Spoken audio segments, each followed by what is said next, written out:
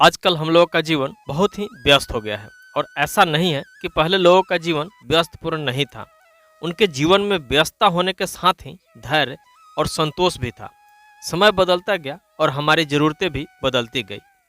हालांकि समय हमेशा एक जैसा नहीं रहता, क्योंकि परिवर्तन ही संसार का नियम है और आज हम सब जीवन जीने का ढंग भूलते जा रहे हैं।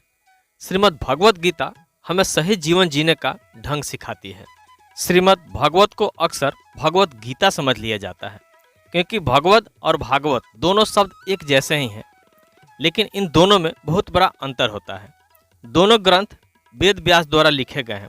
हालांकि भगवत गीता श्रीमद् भागवत का एक महत्वपूर्ण हिस्सा है, लेकिन दोनों ग्रंथ पूरी तरह से अलग हैं। आसान शब्दों में कहा जाए तो श्रीमद् भागवत वो है जिसमें श्री कृष्ण ने क्या किया लिखा है, जबकि श्रीमद् भगवत गीता वो है जिसमें श्री कृष्ण ने क्या कहा वो लिखा है, यानी भगवान क्या बोल रहे हैं ये है। ये 700 श्लोकों का एक हिंदू ग्रंथ है जो महाभारत की छठी पुस्तक है, जो भारत की सबसे प्रसिद्ध महाकाव्य कविताओं में से एक है। जबकि श्रीमद् भागवतम को भगवत पुराण के रूप में जाना जाता है, जो हिंदू धर्म में 18 पुराणों में से एक है। इस ग्रंथ में भगवान श्री कृष्ण के जीवन का संपूर्ण वर्णन मिलता है। इसके रचयिता महर्षि वेद व्यास ही हैं। श्रीमद् भागवत पुराण को सबसे पहले महर्षि वेद व्यास के पुत्र सुखदेव ने राजा परिचित को सुनाया था। श्रीमद् भागवत पुराण की कथा सुनने के बाद ही उन्हें मोक्ष की प्राप्ति हुई थी। श्रीमद् भागवत पुराण के 12 स्कंदों में भगवान श्री कृष्ण के जीवन का वर्णन है। इसके श्लोकों की कुल संख्या 18,000 है। यह वैष्णवों का सबसे प्रमुख ग्रंथ है। इसमें श्री कृष्ण भगवान का वर्णन मिलता है। उनका स्वभाव क्या है, वे दिखते कैसे हैं, उनके गुण, व्यवहार और लीला कैसी है, ये सब विस्तार से वर्णित है। और श्रीमद् भगवत गीता में 18 अध्याय हैं और 700 श्लोक है। यह महाभारत के भीष्म पर्व का छठा हिस्सा है। गीता में 18 छोटे अध्याय होते हैं और लगभग 700 श्लोक है। यह ऋषि वेद व्यास, जिन्होंने महाभारत की रचना की थी, के द्वारा लिखा गया है।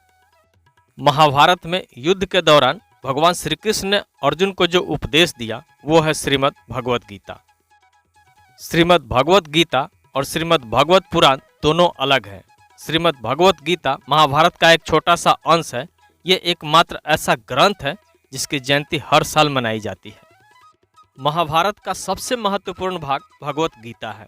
भगवत गीता महाभारत युद्ध शुरू होने से पहले युद्ध के मैदान में भगवान श्री कृष्ण और अर्जुन के बीच एक अद्भुत संवाद है। भगवान श्री कृष्ण अर्जुन के सारथी बने। तब युद्ध भूमि में अर्जुन ने देखा कि उनके विपक्ष में उन्हीं का परिवार खड़ा है, उन्हीं के गुरु, भाई और बंधु हैं। इसलिए वह बोले कि यह तो अधर्म है, मैं अपने ही परिवार के साथ राज्य के लिए कैसे लड़ सकता हूँ। अर्जुन ने कहा कि हे माधव, मुझसे यह नहीं होगा, अपने ही परिवार के विरुद्ध मैं खड़ा नहीं हो सकता। तब श्री कृष्ण ने कुरुक्षेत्र के मैदान में अर्जुन को उपदेश देते हुए कहा कि हे पार्थ, तुम्हें अपने क्षत्रिय धर्म का पालन करना चाहिए और एक क्षत्रिय की भांति अपने अधिकारों के लिए लड़ना चाहिए। यही तुम्हारा धर्म है। श्री कृष्ण ने अपना उपदेश गायन के माध्यम से दिया, इसलिए इसे गीता कहा जाता है। श्री कृष्ण ने अर्जुन को धर्म का सार समझाया। जिस प्रकार उपनिषदों में वेदों का रस है, उसी प्रकार गीता में भी उपनिषदों का रस है। गीता को महाभारत रूपी समुद्र से निकाला हुआ मोती भी कहा जाता है। गीता को कई प्रोफेशनल इंस्टीट्यूट में भी पढ़ाया जाता है।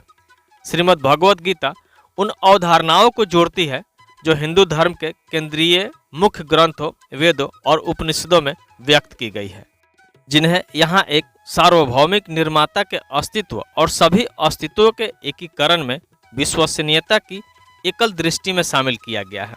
यह पवित्र पुस्तक मनुष्य को आत्मा और मन को एक दूसरे के साथ तालमेल बिठाकर सभी भ्रमों से परे देखने का निर्देश देती है। यह पवित्र श्रीमद् भगवत गीता एक व्यक्ति को जीवन जीने का तरीका देती है और इसे सिर्फ एक धार्मिक पाठ होने की पहचान के रूप में भी देखा जाना चाहिए, बल्कि यह सभी मनुष्यों को पूर्ण अपराजित जीने का उद्देश्य देती है।